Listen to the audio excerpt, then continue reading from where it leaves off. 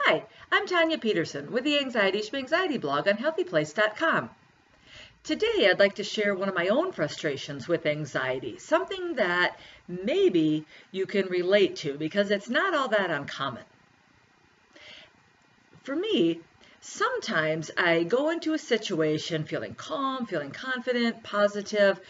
My thoughts tell me, hey, you've got no reason to be anxious. For example, I'm going to meet somebody for coffee.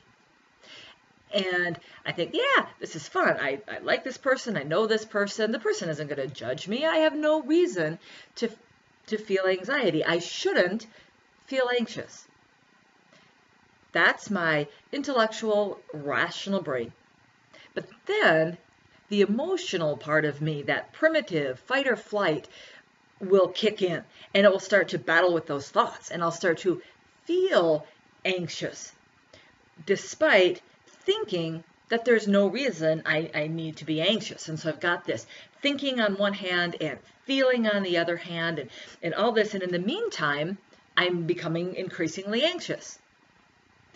There tends to be a gap between our intellectual, rational mind, those thoughts that say, hey, there's no need to be anxious, and then that emotional feeling of, oh my gosh, I'm experiencing anxiety, I feel anxious, and I shouldn't be feeling anxious. My thoughts tell me it's okay, and that makes me even more anxious and now caught up in this mess.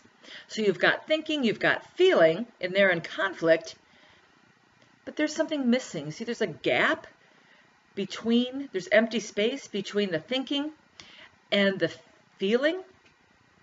Well, there's a way to bridge this gap. There is something that goes between the thinking and the feeling and can help calm that anxiety.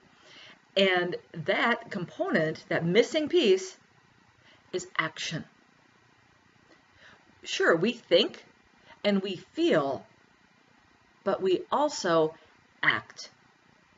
We have the choice to act, to take action despite our thoughts and our feelings battling it out and our minds becoming more and more anxious. So if I'm going in and I'm into a situation where I'm supposed to meet some people for coffee and that anxiety kicks in and my thoughts and feelings are going back and forth, I can choose to act. And I can act however I want. I can turn around and get in my car and go home, or I can choose to act and go in anyway. Despite the anxiety, dive into the situation and immerse myself and just let that anxiety dissipate. But it's that action, it's that power to choose. Despite those feelings, despite what we think, we can act. And in acting, we can start overcoming anxiety. So what actions can you take throughout the day, today, tomorrow, the next?